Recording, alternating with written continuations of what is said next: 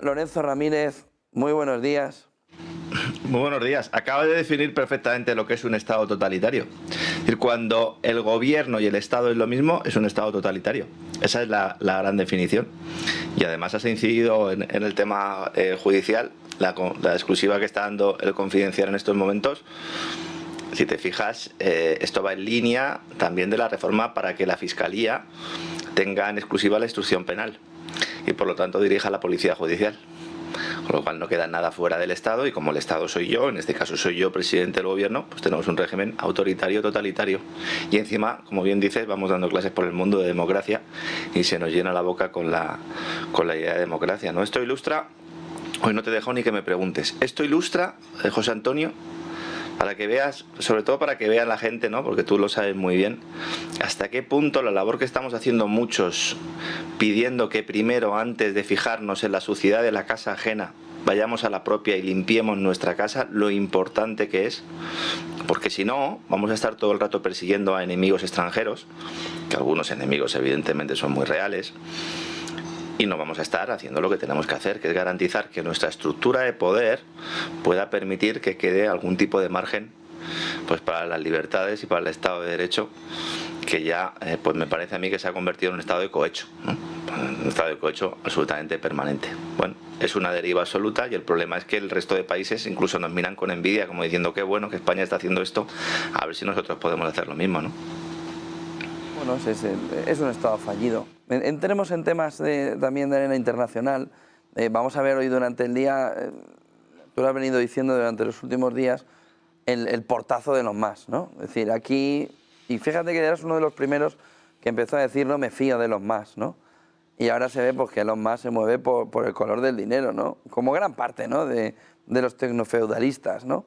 ¿Qué es lo que hay detrás de la ruptura entre Musk y Trump, entre Trump y Musk, que vamos a ver hoy escenificado? Claro, aquí el problema, como bien sabes, yo llevo ya unos días diciendo que aquí el problema es que llegue la sangre al río, porque Musk ha tenido acceso a numerosa información, a numerosa documentación, evidentemente ha estado en muchas de las conversaciones, no hace tanto tiempo le veíamos en el despacho Oval, ¿verdad?, haciendo esa especie de circo. Yo sé que he sido muy duro tanto con Elon Musk como con esta oficina de eficiencia gubernamental y al final, bueno, pues ha sido la crónica de una muerte anunciada, ¿no? La salida además ha sido el fin de una historia que concluye, sobre todo después de que el empresario tecnológico estuviera a punto de llegar a las manos con el secretario del Tesoro de Estados Unidos, Scott Bessent, estuvieron a punto de pegarse. Es decir, si no le separan, se parten la cara los dos, se enfrentaron verbal y físicamente en el ala oeste de la Casa Blanca, lo contamos aquí, tras salir ambos del despacho Oval, Trump les echó a pelearse a la calle en una disputa sobre la fiscalización del Servicio Federal Tributario, que es ahí donde está una de las claves, porque el IRS, que sería el equivalente con muchos matices a la agencia tributaria española, pues evidentemente es quien tiene los datos de los ciudadanos de Estados Unidos y más quería esos datos en buena medida no para fiscalizar, sino para utilizarlo luego posteriormente para su ámbito corporativo o quién sabe si en el futuro se puede producir algún tipo de chantaje. Y yo creo que este es el gran peligro que hay aquí. Desde aquel momento, hace poco más de un mes, más se va distanciando el Departamento de Eficiencia Gubernamental. No ha logrado su objetivo de reducir notablemente el gasto público, pero entre otras cosas porque era imposible. Y yo, sabes que he insistido mucho en ello, es imposible reducir el gasto público federal si no le meten mano a los intereses de la deuda, al gasto militar, al gasto sanitario y a las pensiones. Es imposible, pero en ningún país. Entonces esto tenía una buena parte de propaganda para justificar luego pues el plan de reducción de impuestos que acaba de presentar Trump y que precisamente ha salido por un solo voto. Veremos lo que pasa en el Senado y otra vez si vuelve al Congreso, un proyecto que ha sido criticado por el propio Musk. Además lo ha hecho en una entrevista concedida en la cadena CBS, en un adelanto que yo creo que también ha adelantado, valga la redundancia, los acontecimientos. Ha sido la gota que ha colmado el vaso en su relación con el presidente y con el secretario del Tesoro. Las cifras absolutamente no cuadran. Eso que nos dicen de que se ha reducido el gasto en 175.000 millones de dólares es falso. El proyecto presupuestario que acaba de presentar Trump con Bessent cifra en el ajuste en 9.400 millones. Estamos hablando de una cifra 20 veces inferior. Es verdad que la agencia de Musk hace cálculos de forma plurianual, no anual, como en la ley fiscal. Esto también pues altera las cifras. Y luego hay que también decir que se ha encontrado con importantes barreras dentro de muchos departamentos, sobre todo el Tesoro, donde los técnicos de Elon Musk, que eran en muchos casos gente muy joven, empleados de las empresas del propio Musk. Yo siempre he advertido mucho mucho sobre el conflicto de intereses. También había gente de las empresas de Peter Thiel, el de Palantir Technologies. Les llaman a estos chavales, porque pues son muy jóvenes, ¿no? Yo con 50 años ya puedo permitirme el lujo de llamarles chavales. Le llamaban los Palantir Boys, o los Musk Boys, o los Tesla Boys, porque entraban allí en los despachos como elefantes en una cacharrería, que pues en principio pues tuvieran el derecho, ¿no?, a poder auditar, pero al final esto ha provocado la ira de no pocos republicanos, e incluso ha permitido, no sé si hay algún problema, si es así, pido perdón. José Antonio, ¿seguís escuchando? Sí. Lo que pasa es que te estaba cortando un poco. José Antonio, ¿me oyes? ¿Me escuchas?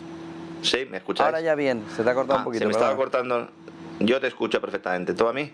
Sí, ahora sí. Perfecto. No, decía que al final pues estos técnicos del Departamento de Eficiencia Gubernamental han entrado ahí como un elefante en una cacharrería, han molestado a muchos republicanos que les han afeado la cuestión, y luego hay determinados jueces que también han ido deteniendo la labor fiscalizadora del organismo. El Foro Económico de Qatar de hace un par de semanas fue, yo creo, el momento elegido por Musk para plantar cara y decir he hecho lo suficiente, que es lo mismo que decir he hecho lo que me han dejado, y me voy a centrar en SpaceX y en Tesla, sobre todo pues una empresa con muchísimos problemas derivados en buena medida de la política arancelaria de Trump y también de su decisión de premiar los hidrocarburos y dejar a un lado un poco el tema renovable. Una Tesla afectada y golpeada, evidentemente también porque en el nuevo presupuesto se le retiran buena parte de los créditos fiscales, ¿no? Aquí la gran cuestión de todo esto es, yo creo que Musk ha sido parcialmente utilizado porque él pensaba realmente que podía entrar en esa eficiencia gubernamental e incluso aplicar esa tecnocracia de la que hablabas tú antes, que yo sigo insistiendo en que es muy peligroso poner a los algoritmos al frente de las administraciones, porque entonces tenemos estados tecnocráticos y al final son las máquinas las que toman decisiones. Y luego, en segundo lugar, pues sí, que él nunca fue un hombre de partido, que lo primero para él es el dinero, lo primero para él son los negocios, y ahora pues hay mucho miedo dentro de la Casa Blanca porque él ha tenido acceso a muchos datos y en buena medida tiene puertas traseras que puede ir abriendo para poder sacar partido o rédito, ya no solo económico, sino también de alguna manera social o ideológico. Así que veremos cómo puede manejar esto la Casa Blanca y también la labor de mediación que pueda hacer Peter Thiel, que de Peter Thiel solo hablamos tú y yo, sobre todo yo, parece que no existe, y es el verdadero zar tecnológico dentro de la Casa Blanca, y el tipo de Palantir yo creo que aquí va a tener que ejercer de intermediario para poder solventar algo que pues se puede generar un problema grave en la Casa Blanca y sobre todo en términos de reputación, ¿no? Recuerda que Tesla ha sido calificada como la gran empresa de Trump y por eso ha sufrido mucho su negocio, han caído mucho las acciones en bolsa, y si te fijas es muy revelador como Trump, que suele entrar al trapo y que suele contestar siempre a todo aquel que le critica, en este caso no ha dicho esta boca es mía, con lo cual pues seguramente sea muy consciente de que una batalla por lo menos pública pues podría dar alas a la oposición y sobre todo a un partido demócrata que está intentando, como sea, intentar sacar tajada de todo esto y llegar a esas elecciones de midterm con alguna posibilidad. Partido demócrata que también está detrás de esa decisión del Tribunal de Comercio de haber paralizado los aranceles, aunque en las últimas horas, como bien sabes y habéis informado, un Tribunal de Apelaciones federal de Estados Unidos ha vuelto a dar luz verde, aunque sea temporal, a esos aranceles, ¿no? Al final tenemos un jaleo en la casa, han pasado 3, 4, 5, 6 meses desde que entró Donald Trump y fíjate, algunos ya están pensando en las elecciones de midterm. Todavía queda mucho camino por recorrer, José Antonio. Y hemos comentado alguna vez, ¿no?, cómo Peter Thiel ahí en Davos tenía uno de los stands principales cerca del lío, y siendo en esta última edición en la que estuvimos viendo que era uno de los personajes fundamentales y que Palantir era una de las empresas sobre las que pivotaba todo, y en ese todo pues incluye todo, que así llegamos a tener, ¿no? Hay una duda alrededor, Lorenzo, de si en un entorno de misiles hipersónicos, ¿no?, la cúpula de oro que quiere hacer Donald Trump, esa Golden Dome, puede funcionar. Este es el emperador desnudo, también del que nadie quiere hablar, porque en una posible guerra abierta entre Rusia y Estados Unidos, o entre algún aliado de Rusia y Estados Unidos, que le pudiera facilitar esos misiles hipersónicos, Estados Unidos no puede defenderse. Y decir esto así, pues seguramente a alguno no le llegue la camisa al cuello y dirá, pero bueno, ¿qué están diciendo ahí hoy en Negocios Televisión? Pero es que es así. Y por eso Trump insiste mucho en anunciar ese escudo antimisiles en una estrategia que forma parte pues también de ese plan, ¿no?, que tanto le gusta al presidente de Estados Unidos, que anuncia un proyecto revolucionario, no aporta demasiados detalles y luego lo introduce en la agenda de política, en este caso interior y exterior al mismo tiempo, de forma que se genera debate a lo largo y ancho del planeta. En este caso también lo hace en una materia tan sensible como la militar. Hay que decir que el ejército norteamericano lleva muchísimo tiempo quejándose de las deficiencias de los sistemas de defensa de Estados Unidos. Preocuparse tanto por intervenir en países extranjeros y tampoco por la defensa es algo que ha suscitado muchas críticas. Está enviando armamento a diferentes conflictos bélicos en el globo, pero se ha descuidado la protección del propio territorio, sobre todo en la amenaza o en lo referente a la amenaza de estos misiles hipersónicos que Rusia ha desarrollado y que en una eventual guerra podrían atacar ciudades estadounidenses, fuera Moscú, China, Corea del Norte, el país que quieras, el que atacara, y además no habría defensa alguna, al menos conocida. Y aquí entra también en juego el tema de la carrera espacial, renovada en una reedición de esas guerras de las galaxias de la época de Reagan, ¿recuerdas? Y todo esto pues alumbra ese anuncio de la Golden Dome, de la cúpula dorada, Golden Dome presentado en sociedad por el propio Trump para servir de escudo a estos misiles balísticos intercontinentales, armas hipersónicas y también otros dispositivos que se pudieran lanzar contra el país norteamericano. La Casa Blanca no ha dado muchos detalles, ha dicho que esto costará unos 175.000 millones de dólares, que es una cantidad que sospechosamente y mágicamente coincide con lo que nos dicen que se ha ahorrado Musk en el Departamento de Eficiencia Gubernamental, no deja de ser curioso, y además que quiere utilizarlo para traer a Canadá al redil, ofreciendo a su gobierno la protección de este futuro escudo a cambio pues, de que se convierta en el estado número 51 de Estados Unidos. Mark Carney, nuevo primer ministro de Canadá, ha dicho que sí, que le interesa el Golden Dome, pero no en ceder sus competencias a Estados Unidos, y ahí se ha quedado un poco la cosa. Claro, aquí la gran duda es hasta qué punto esto es real o es un bluff, porque lo que se sabe hasta ahora es que el proyecto pretende hacer algo que ni siquiera las más avanzadas defensas actuales han logrado, que es interceptar estos misiles balísticos intercontinentales, estas armas hipersónicas. Golden Dome combinaría tecnologías terrestres con miles de interceptores desplegados en órbita baja terrestre, de ahí lo de la guerra de las galaxias, pero hay muchísimos científicos, sobre todo la Asociación Norteamericana o Estadounidense de Física, que dicen que de momento esto es ciencia ficción, que es imposible y que de momento esto se estrella contra los límites de la física. Hay que decir que Estados Unidos ya tiene un sistema de defensa nacional, el Ground Based Midcourse Defense, que se basa precisamente en interceptores que están ubicados en Alaska y California. Pero, como te digo, la Sociedad Americana de Física dice que en estos momentos es imposible ni siquiera detener uno de los misiles balísticos intercontinentales. Para ello, en el mejor de los casos, voy a dar una cifra para que veas hasta qué punto esto es de una magnitud que no podemos ni imaginar. Dicen que se necesitarían unos 30.000 interceptores espaciales, que es una cifra que, además de ser astronómica, se enfrenta al hecho práctico de que hoy en día hay 12.000 satélites activos orbitando la Tierra. Te estoy hablando de 30.000 necesarios y hay 12.000 satélites activos. Y además la mayoría de estos satélites activos son de Starlink. Son de Elon Musk, que es quien tiene ahora mismo el trono del espacio, ¿no?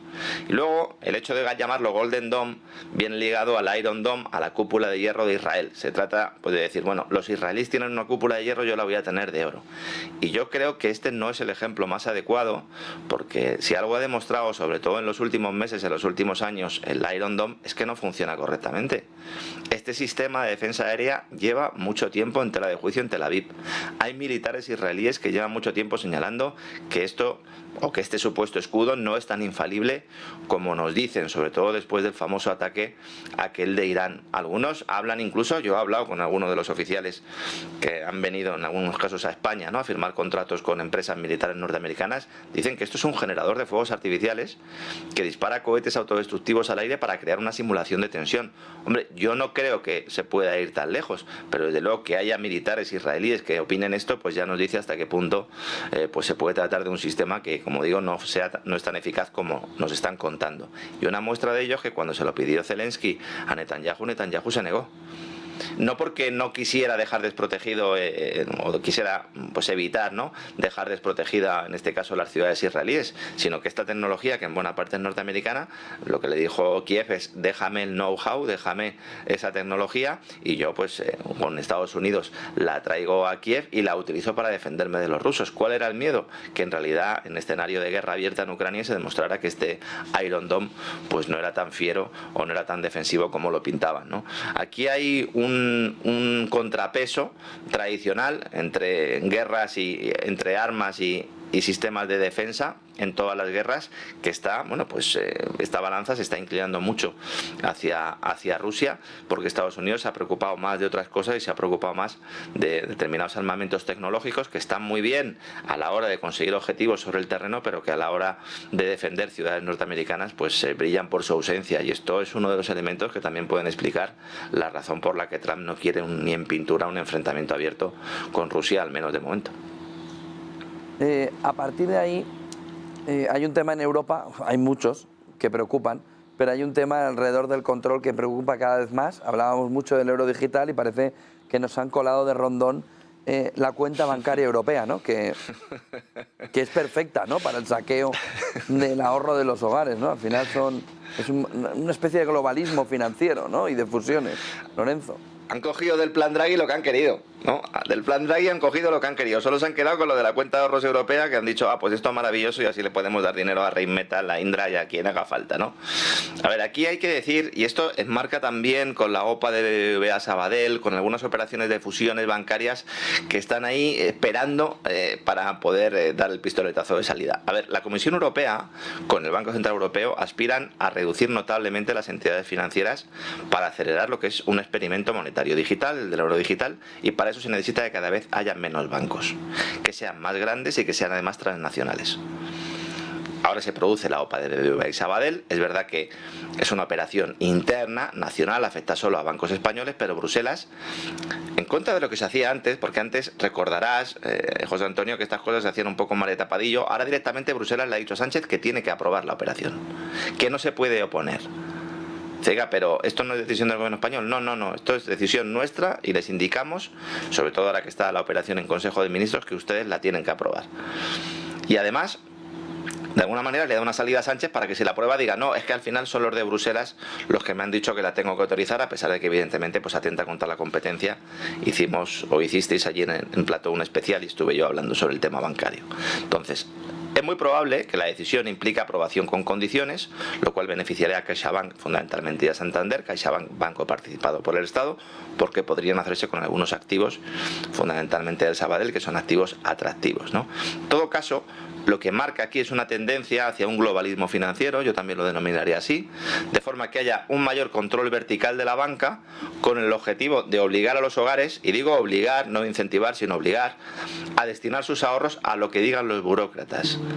Un ahorro forzoso, en toda regla, para financiar la industria militar alemana, la británica, la francesa, los grandes conglomerados de otros sectores que no están siendo capaces de ganar la partida con sus competidores chinos y norteamericanos. Por eso digo que aquí también enlaza un poco con el tema del plan Draghi. No somos competitivos, además hay un ahorro ahí que la gente no está dedicando a compañías europeas, pero no lo está dedicando precisamente porque esas compañías no son competitivas. Vamos a coger su dinero y vamos a llevarlo allí. Lo dijo el ministro de francés Bruno Le Maire, lo dijo luego posteriormente Ursula von der Leyen, y hemos hablado mucho de ello.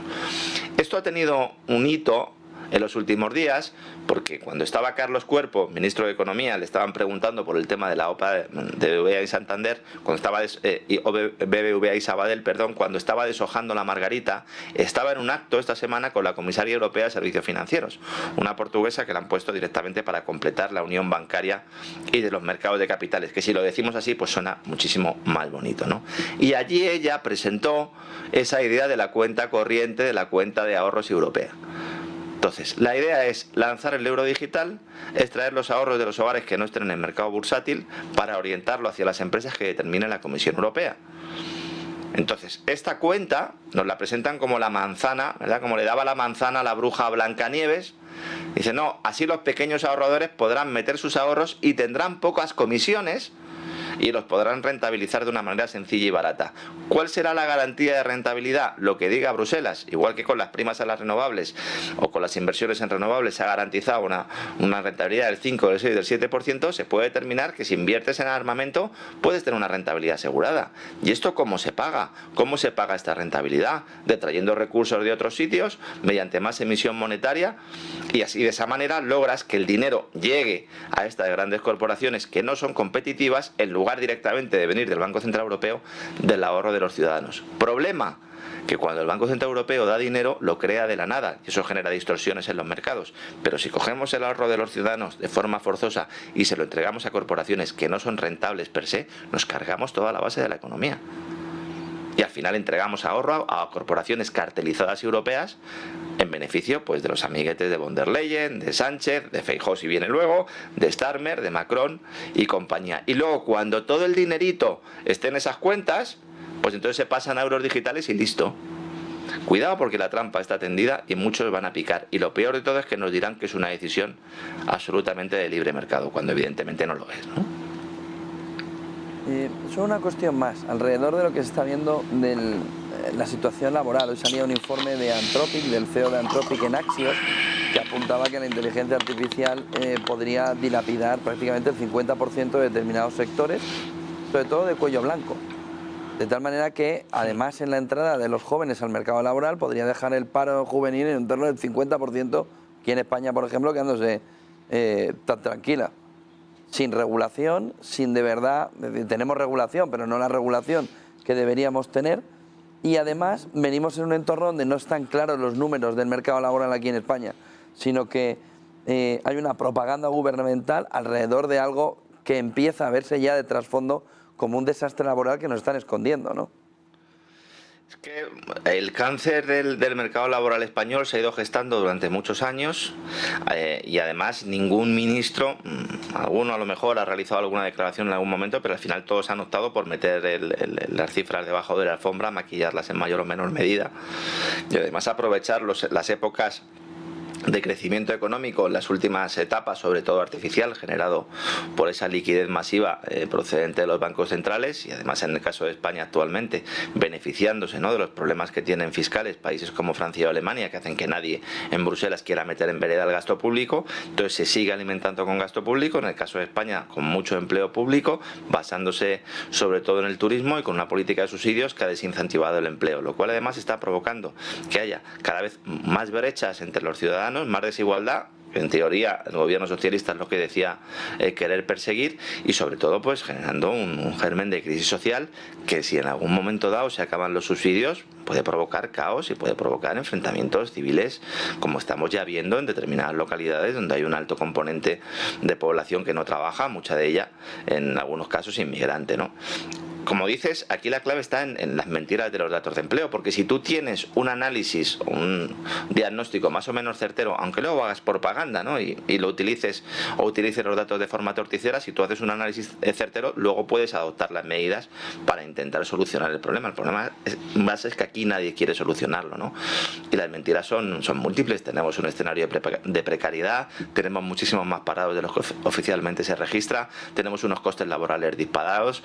Decías el informe este de Axios, hemos conocido esta semana otro de FEDEA, otro de Uso, que fíjate que son dos ámbitos muy diferentes, ¿no? Uno los académicos, otro los sindicalistas, y que coinciden prácticamente en este análisis. El propio comité de sabios de Yolanda Díaz, al que le han cargado un informe sobre el mercado laboral, también le ha pegado un bofetón tremendo diciéndole, oiga, la realidad es muy distinta al color de rosa con el que usted quiere pintarla, ¿no? Y con las decisiones precisamente del gobierno están aumentando problemas estructurales del mercado laboral español.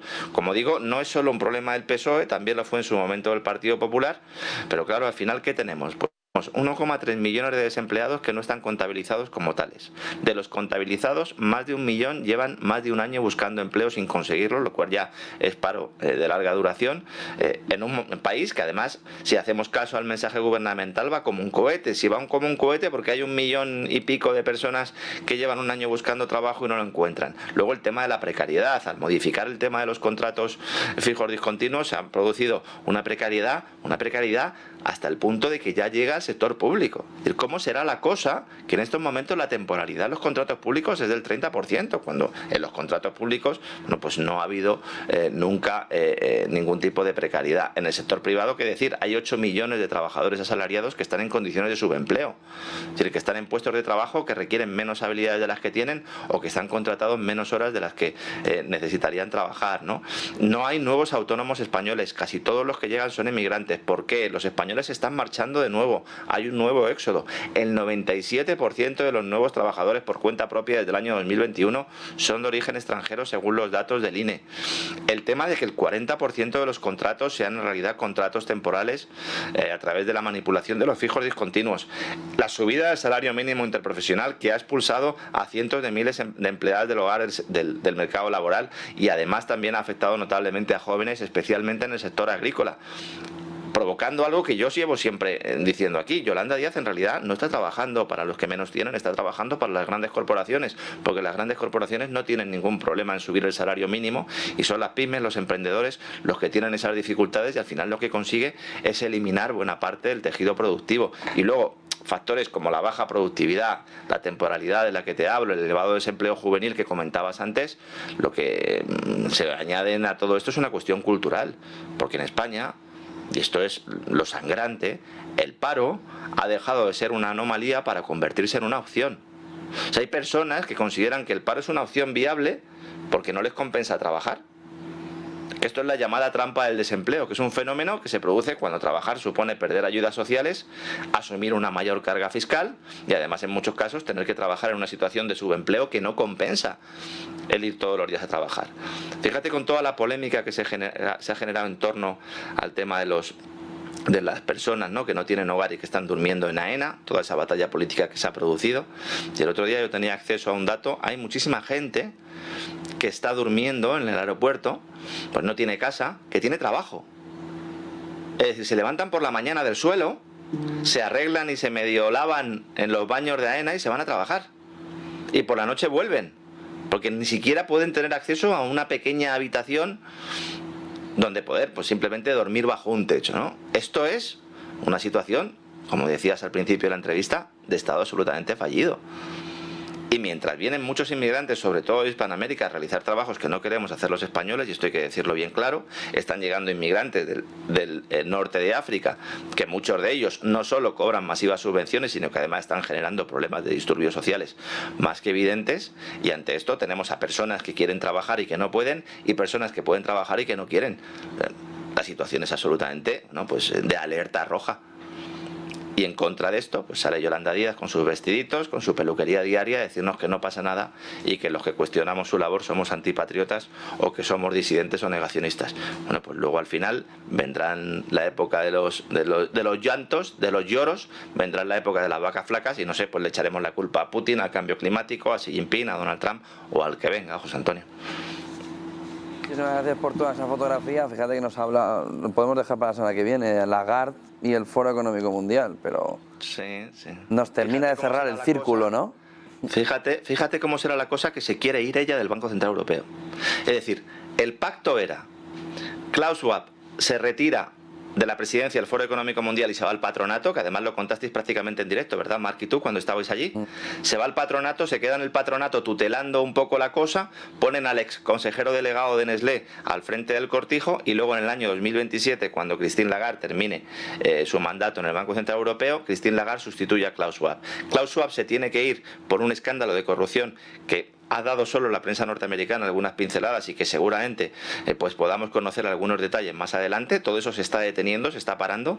Hay un escándalo con retirada de dinero de cajeros automáticos, la mujer de Klaus Schwab cogiendo dinero de la caja del Foro Económico Mundial, tremendo. Y entonces, en ese contexto, él dimite y le preguntan a Lagarde, oye, ¿y tú qué? Y entonces Lagarde, en lugar de quedarse en el Banco Central Europeo, en el contexto en el que estamos actualmente, dice, no, si yo me quiero ir. A mí esto me ha generado un pavor tremendo, porque ¿espera Lagarde una crisis bancaria, una crisis financiera? Esa que apunta guindos con sus palabras, con su forma argumental. Y luego, en segundo lugar, y esto sería una buena noticia. Es que Lagarde ha visto que no puede sacar adelante el euro digital, que sería su gran proyecto, y quiere irse para que no le culpen a ella del fracaso. Bueno, pues eso sería una buena noticia, pero a ver a quién ponen ahora al frente del Banco Central Europeo, que ya sabes que en muchos casos pues uno se sale de la sartén para caer en el fuego, ¿no? Así que veremos finalmente lo que sucede ahí, José Antonio. O simplemente el Foro Económico de Davos es una pieza o una piedra, ¿no?, angular, fundamental de las élites, de estos iluminados, que lo tienen como uno de los elementos clave de la imposición de un modelo de vida, del no tendrás nada y serás feliz, de hay que resetear, y pasa a tener un lugar preponderante de control desde las élites a gran parte de la economía. Es decir, no es un sitio menor el que ha ocupado Klaus Schwab, sino que es un elemento fundamental del control. Klaus Schwab arranca el Foro Económico Mundial en los años 70 del pasado siglo, después de haber ido a un curso, a un seminario en Harvard, donde está con John Kenneth Galbraith y con Henry Kissinger, que en aquellos momentos estaban, sobre todo Kissinger estaba montando la Comisión Trilateral, y le dicen: oye, necesitamos un organismo que, disfrazándose al principio de izquierda, porque recordarás que el Foro de Davos al final estaba muy en la línea, ¿no?, de las tesis de la desigualdad, vaya poco a poco cogiendo buena parte de la agenda globalista / atlantista que empezaba ya a fusionarse. Él ha estado toda su vida absolutamente ahí, eso ha sido su cortijo. Si pones a Lagarde, como bien dices, le das un empaque mayor, porque lo pones al mismo nivel que otras instituciones donde ha estado Lagarde. Lagarde, donde ha estado en el Fondo Monetario Internacional, en la época de la famosa Troika, ha estado también en el Banco Central Europeo, evidente, y luego de ahí viene desde un Ministerio de Finanzas francés, donde salió después de haberle entregado un maletín de dinero al empresario de Adidas, Bernard Tapie, por lo que fue considerada culpable sin condena, para no estigmatizar su carrera. Y se dejó claro el tribunal, para que veas hasta qué punto es irregular, que no había que condenarla, porque entonces no se podía detener la carrera. Hasta ese punto están elegidos desde la cuna este tipo de sujetos para desempeñar su labor. Y luego además no podemos olvidar, sería una mujer, con lo cual le daría también el aspecto y la cara femenina a todo esto, y lograría también pues cerrar el círculo, como decías antes, y situar el Foro Económico Mundial, más que un organismo de carácter simbólico, pues ya con un organismo con un carácter ya más ejecutivo, de carácter supranacional, que es a lo que aspiran, ¿no? Bueno, pues veremos si realmente esto es así, José Antonio. Gracias, Lorenzo Ramírez. Buen día, buen fin de semana, buen negocio. Un abrazo. Nos vemos el lunes, ¿no? Lunes Congreso de Oro. Nos vemos el lunes para verlo el martes. Nos vemos el lunes para el martes, ¿no? El martes, por si alguien todavía no se ha enterado, vamos a estar en Málaga. Yo también voy a estar con José Antonio y con el resto de invitados en el Congreso, esa cumbre, gran cumbre del oro en Málaga. Pues si alguien está interesado en asistir, pues pueden acudir a las redes sociales, tanto de Negocios Televisión como a la mía, y ahí pues pueden adquirir su entrada para vernos. Pasaremos un buen rato ese martes. Nosotros viajaremos el lunes por la noche, de ahí que le dijera a José Antonio que nos vamos a ver. Y nada, pues encantado de que me hayas invitado, y seguro que pasamos un buen rato hablando de oro. Además, en un poco tu tierra, ¿no, Lorenzo? Es un poco tu tierra. Bueno, la tierra que me adoptó y en la que me quise quedar, la verdad, pero por cuestiones de la vida tuve que volver a Madrid, ya lo sabes. Vamos a hablar de ese reseteo también en el plano monetario, porque también tiene mucho que decir el oro, tiene mucho que ver con esta ofensiva por el dinero digital, dentro de ese crecimiento del precio que está experimentando en los últimos tiempos, sobre todo una vez que los bancos de inversión han dejado de manipular al menos parcialmente el precio del oro papel. De todo eso vamos a hablar el martes, y seguramente pasaremos un buen rato. Gracias, Lorenzo, nos vemos en Málaga. Buen día, buen negocio, buen fin de semana, descansa también. Sí, lo intentaremos. Un abrazo.